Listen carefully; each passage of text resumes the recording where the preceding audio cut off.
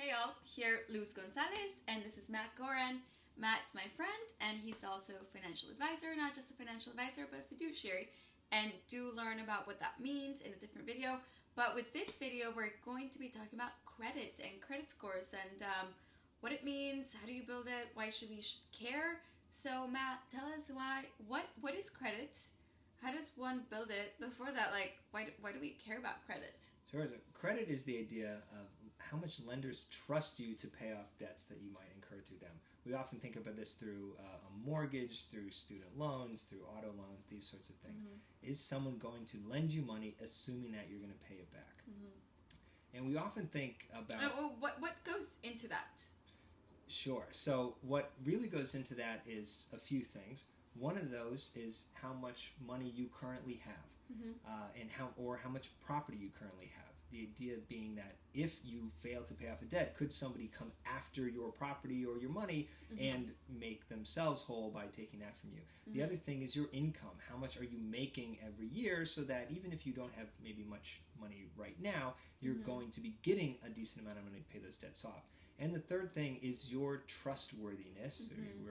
and that might be defined as something like your credit score. Have you behaved yourself regardless of how much assets you have or how much money you're making? And to my understanding is that there's 3 entities that tell you what your credit score is. Or is it more like... Right, there's 3 major ones. And TransUnion, Experian, Equifax. And Equifax. And the thing to keep in mind with the credit score is that if you behave yourself, if you pay off your credit cards every single month, if you make timely student loan and mortgage payments, that sort of thing, your credit score with any of these companies is going to go up. Mm-hmm. Another thing to keep in mind is that none of those credit scores include your income. None of them include how much money you currently make. And I think those are as important or more important. And they also don't take into consideration, like if you're making your rent payment, if you're making your electricity payment, a lot of these other things, right? Sure. So taking these things into account, I personally feel like credit score is one of the most exaggerated financial indicators that are out there. If you think about increasing your income, increasing your wealth, and paying off your debts on time, your credit score is going to be okay. You don't need to game the system. Okay, so basically, to have a good credit score... Right, there's a few things that go into this, and the exact pie chart of where each thing comes from you can look up online.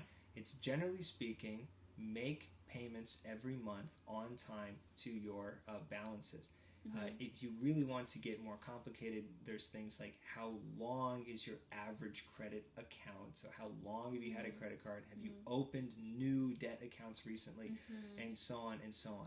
The only time... How much available credit you have.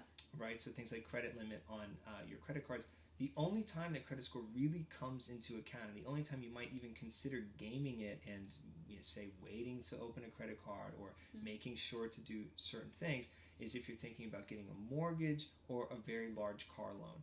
Otherwise, if you just do the things you're supposed to do every month, your credit score is going to hit above about 750, and you're not going to have to worry about it. And remind us again, who cares about your credit score?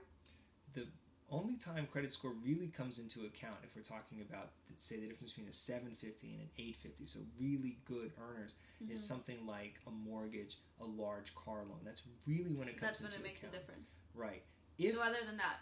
Well, if you're thinking about low credit score, that might also come into account with things like even getting an apartment. Some landlords will look into your credit, and if they see that it's bad, which might mean less than 650, they might not trust you to pay rent on time. Some companies are now checking credit score to see whether they should hire you for a job. And there's even a dating website out there. Yeah, that checks, do you have good credit? Yeah. So I think a lot of people do put a lot of emphasis on credit, but again, if you pay off your bills on time, you're going to get a credit score above about a 750 over time, and once you're that high, it's really not going to affect you much.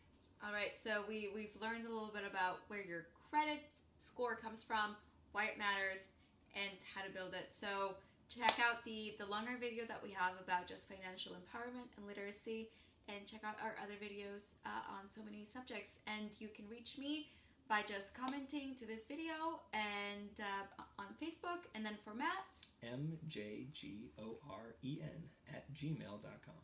All right, thank you guys.